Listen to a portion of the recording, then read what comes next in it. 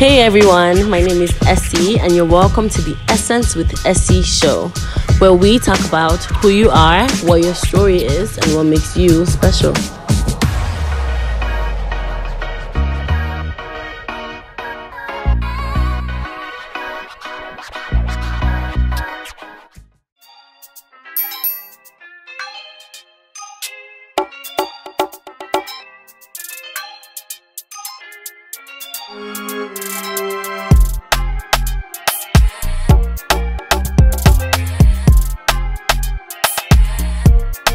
Hi everyone, my name is Essy and you're welcome to the Essence with Essy show. Today I have a very special guest with me, Fikayo. He's a model, stylist, motivational speaker, everything you can think about, he does it all. Fikayo, join us. Hey people, what's good? What's popping? What's going on? I always say that. But yeah, my name is Fikayo Aderoju. Happy to be on Essence with Essy. This is about to be a great conversation. I really think so. Yeah. And yeah, I'm just going to this is chill for me. I want it to be chill and just kick back. I'm excited to know what we're going to talk about, and yeah. Very good. Okay, so I'm just going to acknowledge that today we actually just came from church and Fikayo preached, guys. I got there a bit late, so I walked into his preaching, and immediately I walked in and I was like, wow, he was made for this. Like, he was actually, living in purpose and everything too. So I just wanted to and I spoke to him after, and he said that the word that he actually preached, God literally gave it to him, right? I'm just talking about God the Holy and everything. So I just wanted to know, Fikayo, how did you, how old were you when you got saved? I can't remember. My dad is a pastor. So you grew up in a Christian. I grew up in the church. I don't know when I got saved. I don't know, but I know that when when they take you to church, they take you go to church, that was my life. But when I was like, Jesus is for me, I love Jesus, was definitely around 2017, 2018. So it's not walking in your faith a little bit more. Walking in my faith. When you started when was the moment that you realized that, yeah, I'm actually going to take this more seriously than just going to church? For me, I had life issues, right? And it was nobody else can save me. Nothing else can help me, right? And it was, I had no choice, really. I don't know if you've been in situations where, or someone watching me have been in situations where, you have no other choice, right? For example, if someone has cancer, for example, and, doctors have said, it's done, it's a wrap. You literally have no other choice than to lean on God to do the impossible in your life. And so you had so you had to lean on God because a lot was going on, and that was I guess your only source of joy or peace at the time. Yeah it was God. So you had life issues like what? Life issues like what? What was going on that you're I have to lean on God, this is too deep for me to handle physically? Well, life issues like what? Okay, so now the thing is, I wanted to share this in my book first. It doesn't matter. You can still share it in both ways. But so I went through homelessness. Okay. Right? And that for me was it was tough. That was tough. And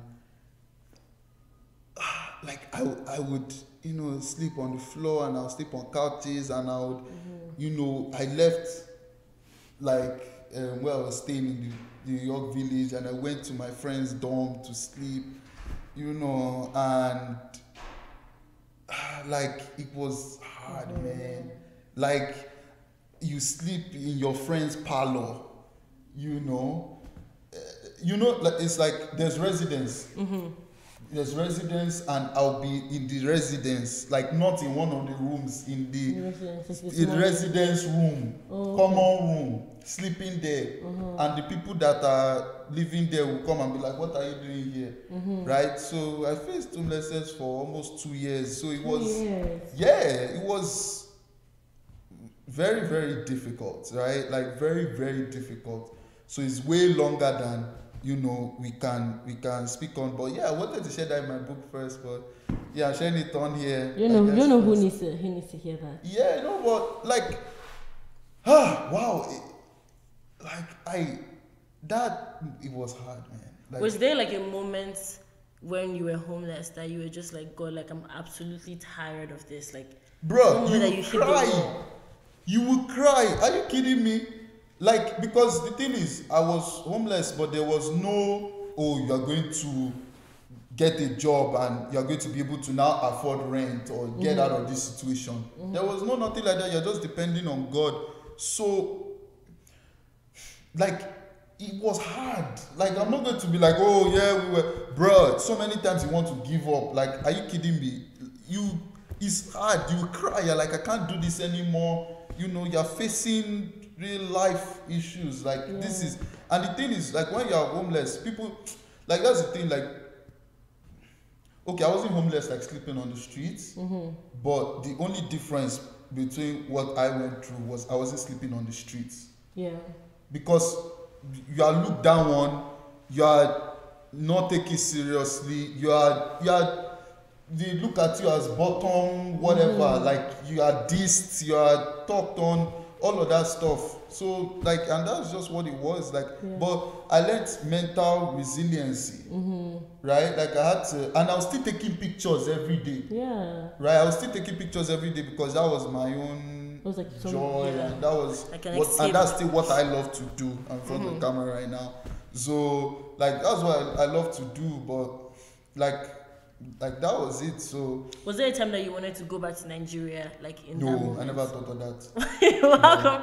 If it was me personally, I think I would have wanted to go back to Nigeria. No.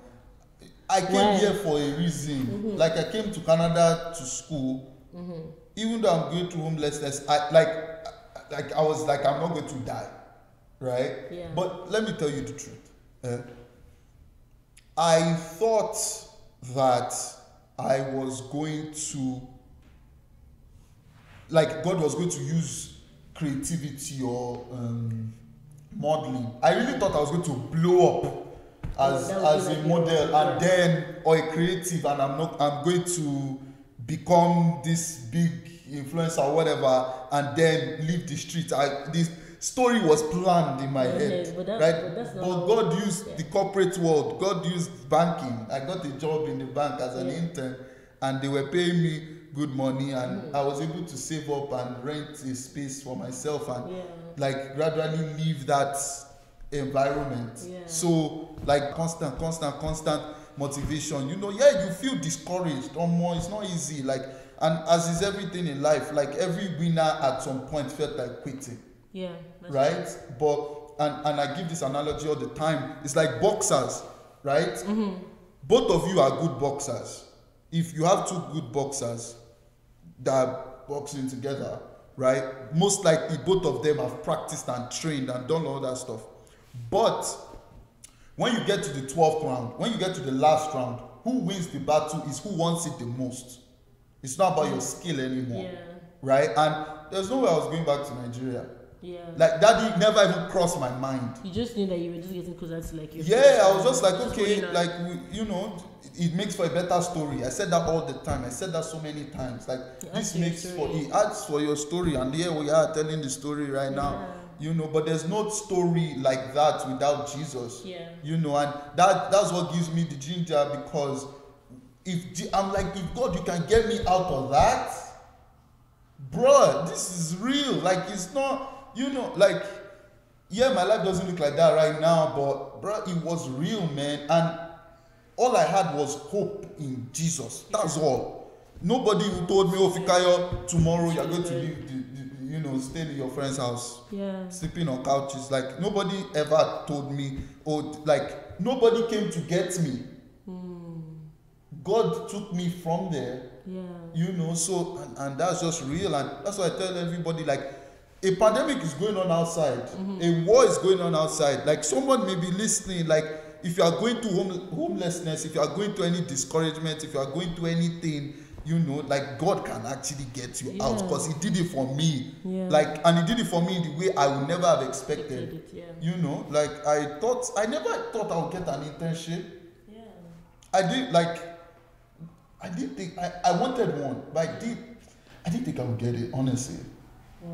You know. So even like, okay, so in relation to your job search, I know, like, right now, like, you become like a director, you also like doing like you did your thing with TD as well. There's a lot that you've obviously done and grown into in the past like few like months or years. So I know there was a time that you said that you got fired and you had to look for a job, right? And you were looking for 2 months or 3 months or thereabouts. And you said that you always had resumes in your bags and everything, and you had to, you know, go hang out with Musun for you to apply to those jobs, right? So like, how was that? Like, I feel like that was another like thing that was going on. Essy is really coming for all the tea today. So how was that like when you were job searching for that time and you were going, but you always had a resume in your back? That means you were you were like, I need to get this job today. So how was that like those 2-3 months that you were searching? You know, like at that time I was homeless from May. So school's finished. I didn't even tell my parents. I just called my guy and I told him, "Oh, can I come to your house? Let me come and stay in your house." And you know, Holy Spirit told me to call him, and I thank Holy Spirit for that. You know, and shout out to my guy. I don't know if I should call his name or not, but I just wouldn't, in case he wants his privacy. But you know, I stayed at his house for 22 months. You know, and in the beginning phases of staying at his house, you know, I think this was May 2019, and September 2019 they fired me, and you're homeless, and you're fired. So you're homeless, no money. So I was using credit cards. Oh shoot. And at that time, like 2 credit cards were maxed out. Wow. So, like, there's no money. Essy, there's no money anywhere. Yeah. So why I had resumes in my bag steady all the time is because I need money and I need a job. Right? That was it. You know, and the story you were mentioning was, so I was desperately looking for a job. Like that was the truth. I was desperately looking for a job. Like, that was a low moment, man. Because I don't even know how I got through that. Like, definitely God. Because I imagine you're sleeping on couches, bed bug is finishing your body, and you now get fired, and you're like, okay, you know, and you're just taking picture every day. You're just taking picture. You know, and shout out to my friend Mosun. She used to stay in Peterborough, right? Go to Trent University, and she would come. We would go and watch movies, right? And we would go to like Cineplex or something, you know. And you know, this fateful day, she said she's coming. Yeah. Right, and you know, normally I don't know of any other person that.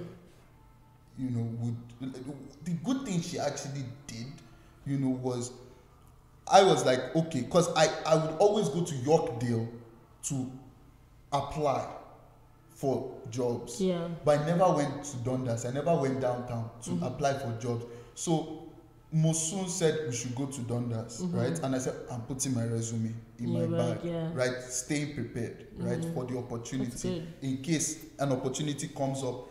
And then we went there, right? And I told Musu, okay, we can go and watch movie, we can go and do food stuff and all this stuff, but I need a job. So our hangouts, can it be for us to go around, you know, job searching.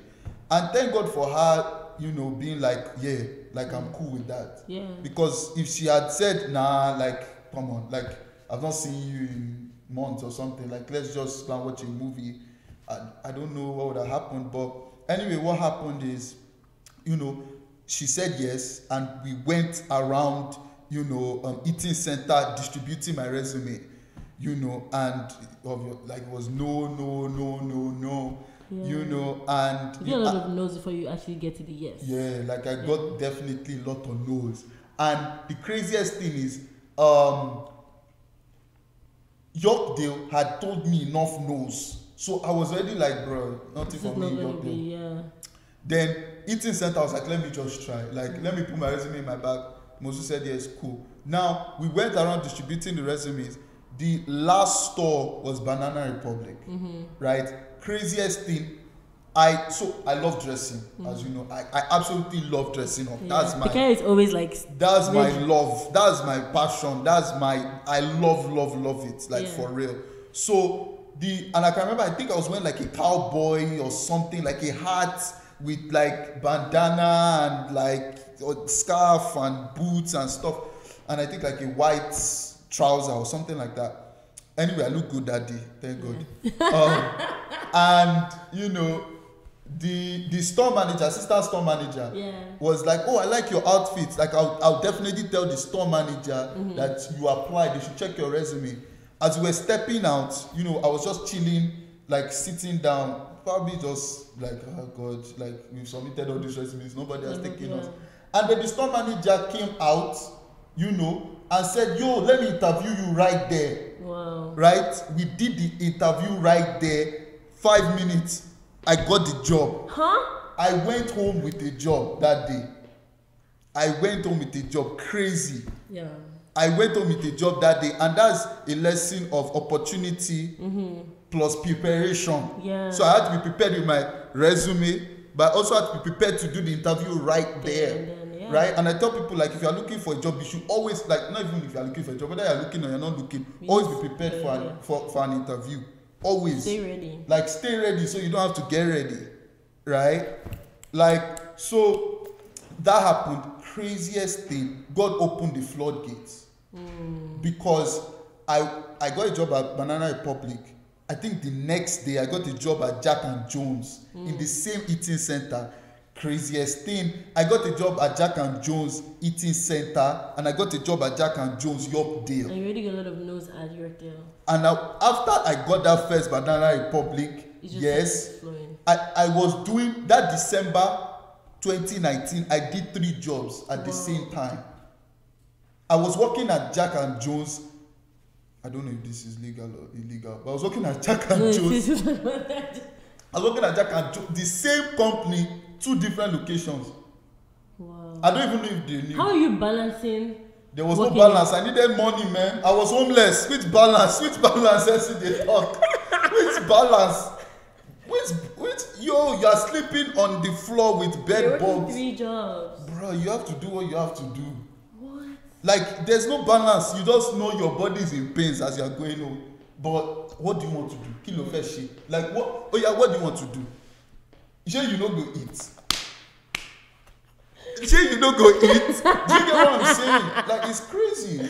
Yeah. It's crazy. Now I'm thinking about it. I don't know if I can do 3 jobs now. Yeah. But if like you needed to do 3 jobs. bro, so you had to if you're pushed if your back is against the wall, like you're like, bro, I was working at Banana Republic, Jack and Jones, 2 different stores, and then eventually, like, I quit one, so I was doing 2 jobs, and then I like Top Man.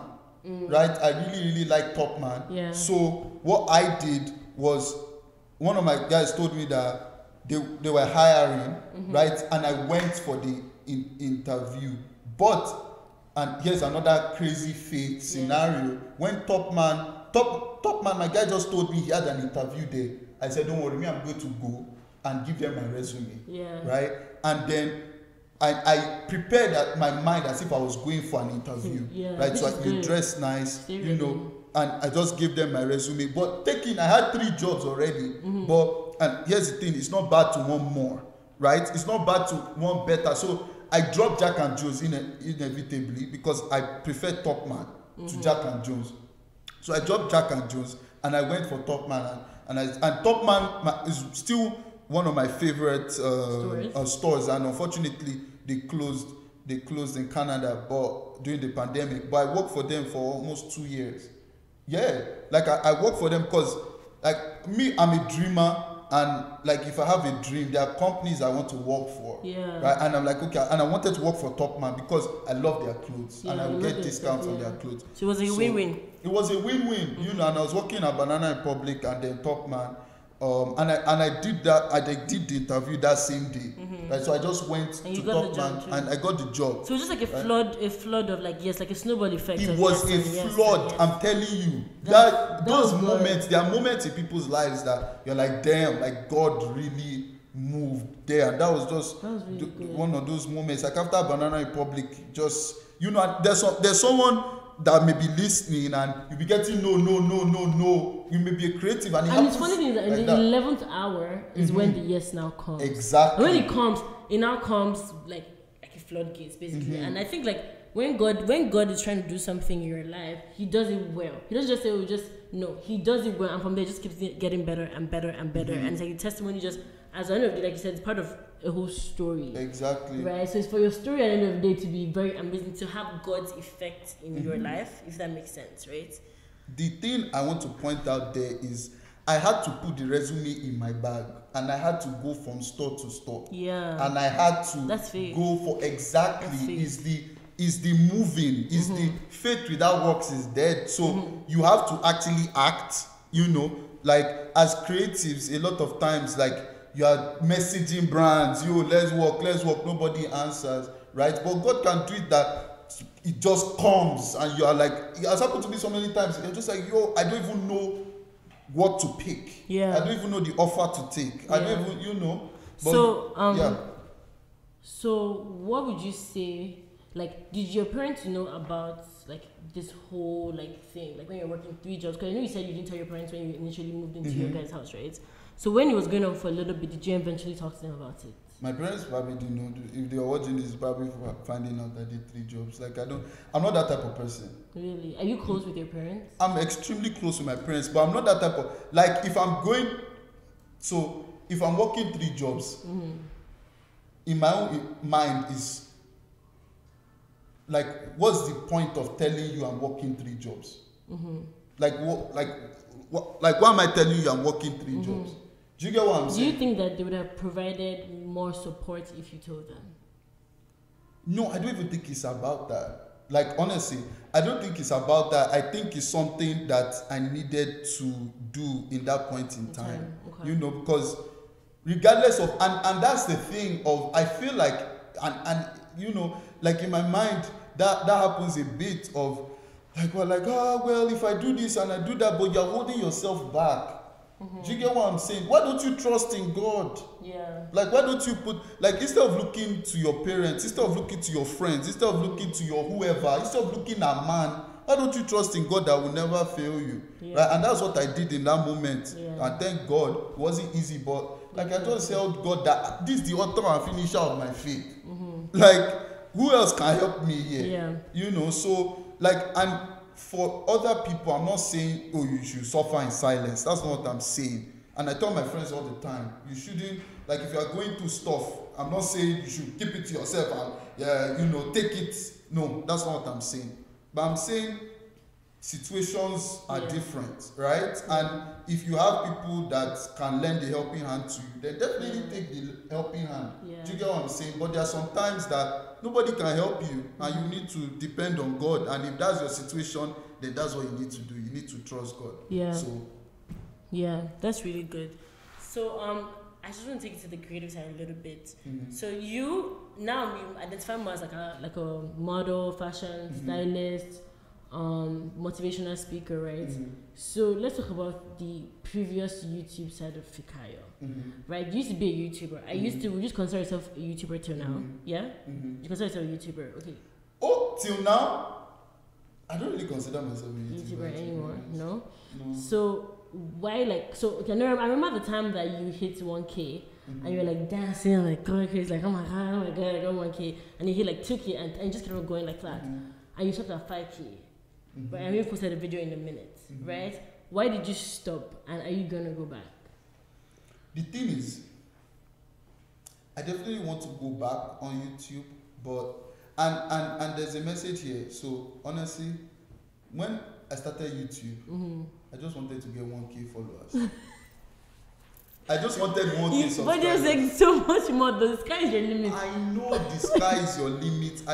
At that time, and now it has helped me so much in my life, that situation, because my 1K was like 200K for me, or 500K. Because it was so, like, this was 2017. It was so, it was huge, yeah. It was huge. I remember when I saw the video of you dancing, I was like, wow, this is so cool. 1K was huge for me, and I got it, and my video went viral, and it got like 200K, and from 1K, God took it to 5K. Yeah. I didn't do anything. Yeah, it just kept on growing. It just kept on growing. So why did you cut it?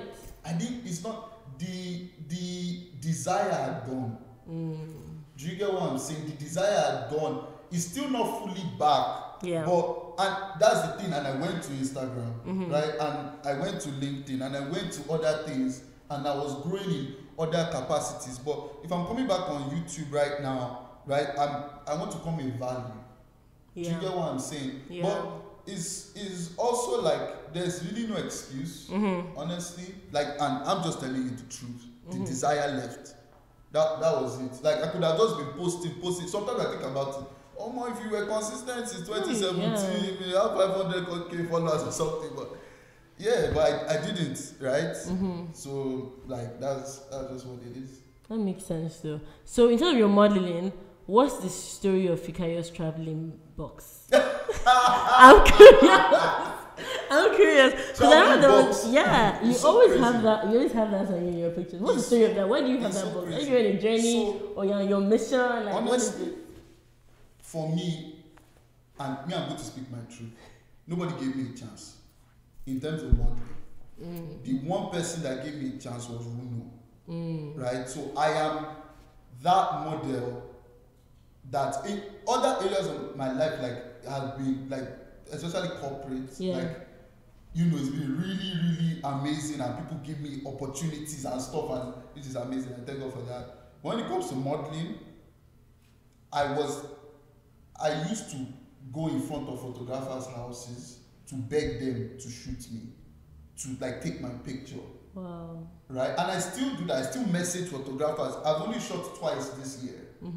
Right? So, like, but I love taking pictures. Yeah, that's I like modeling. Like, I actually really like it. Yeah. But why the traveling box? So it came out of let me just pack clothes inside this bag. Anytime anybody wants me to shoot, anytime anybody wants me anywhere, anytime. You're always very stay ready, guy. Like, let's be ready. So I'll go to classes with box.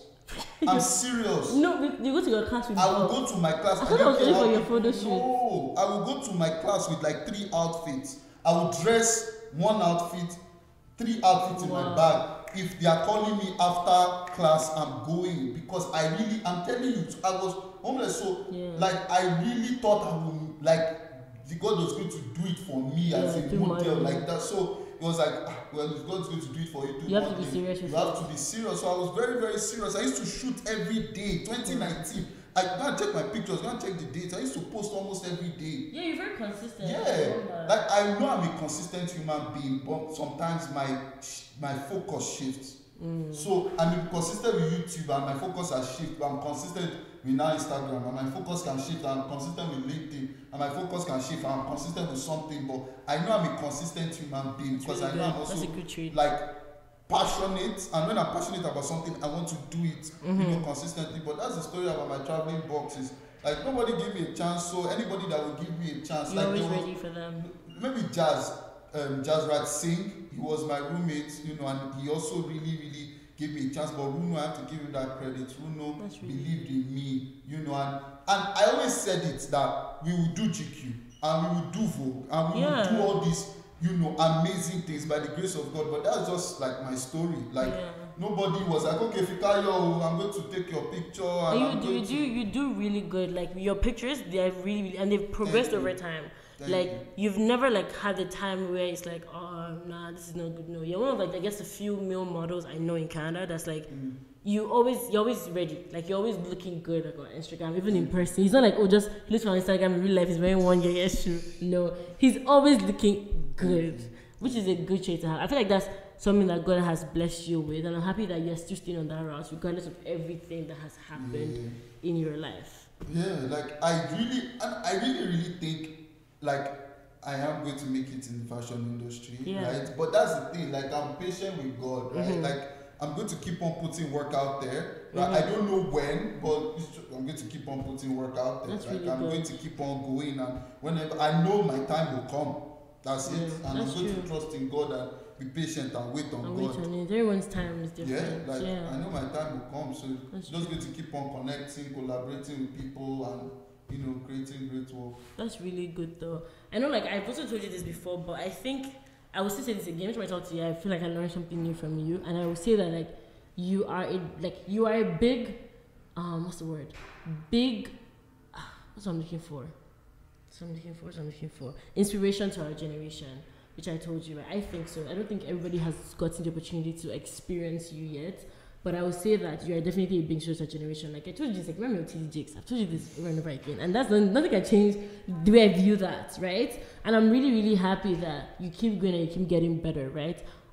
In terms of like the project that you always put in past lives, right? Like how you've done that for what, 3 years straight now? Yeah, 3 years. 3 years straight now.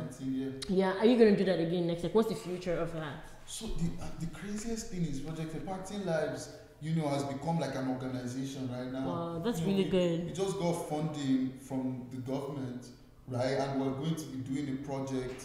It's like a yearly thing, right?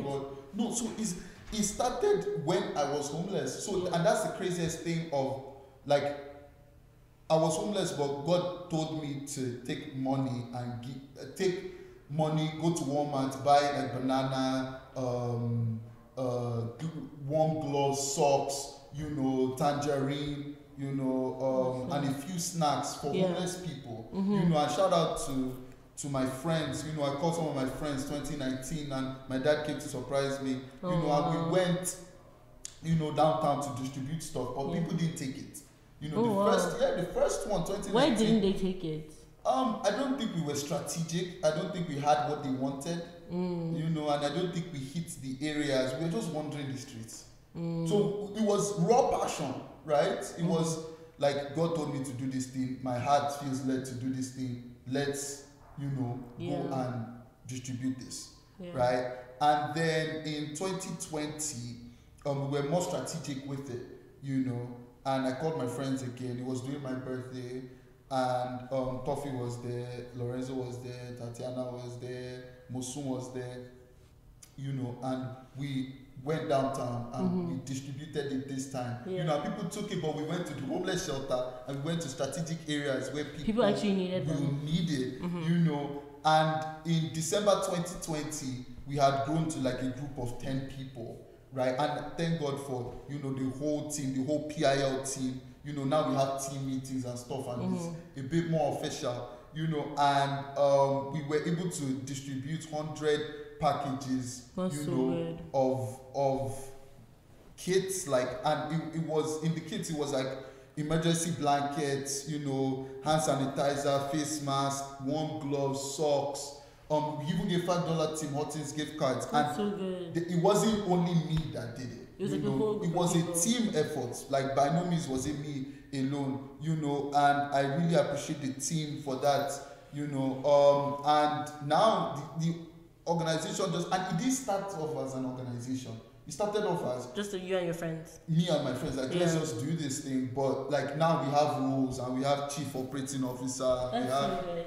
like and it's gonna get bigger too. Amen. And like now we're getting funding, and in May this year we're doing. So we did it in December 2020 for 100 people. Now we're doing it for 150 people. Wow. Right? So we're going to be getting volunteers, so I'll share that with you, and we'll put it everywhere on social media, and we're just going to be on the streets, distributing, supplies and food for homeless people downtown Toronto. And craziest thing is, I think it was October or November. October or November, we did a scholarship. Yeah. Of I saw that one. Yeah. I saw that one. Like a student or something. To a student with financial need, and we did like food and fun fair in like August. So like God has been using us to do all these things in PIL, and that's really great. I just thank God for that, honestly. And I thank God for my team. I thank God for the team. For your friends. Yeah. I built. I built anyone. But anyway. Yeah, we're gonna end this soon. I just wanted to know as well, like overall, like you've talked about like a lot of things like going on like with life, like before, like God and everything.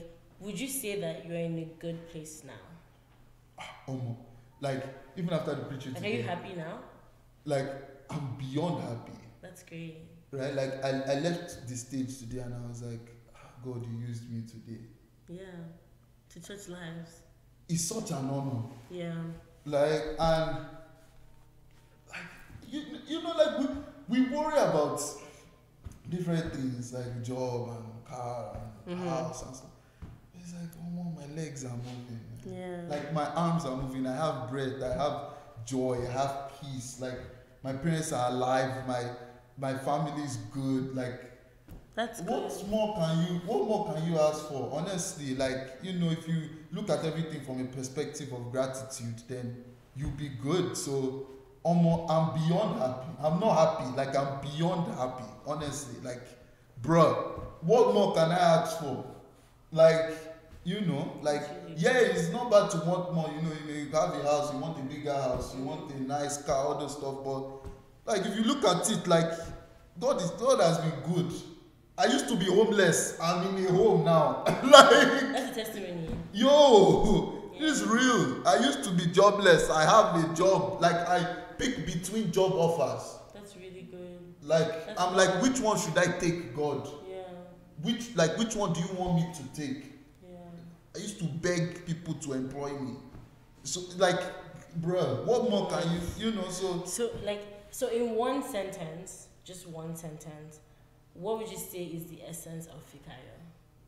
The essence of Fikayo is to show people that regardless of whoever you are and wherever you're from, you can be successful and you can achieve potential. You can achieve your purpose, regardless of whatever has happened to you before, regardless of whatever experience you've been through, right? Like, you can achieve your dream opportunity. That is the essence of Fikayo. My life mandate is to inspire people and impact lives. So that's why I feel like would you say that's what you leave with the person watching this?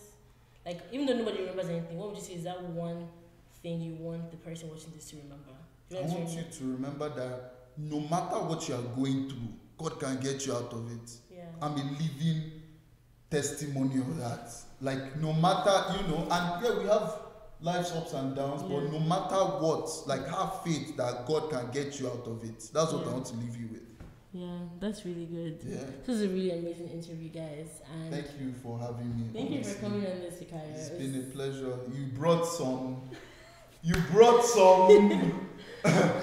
some things that, bro, I was leaving this for my book, man. Like, you tie. Oh God, it came out on Essy's show first. It came out on Essence with Essy first.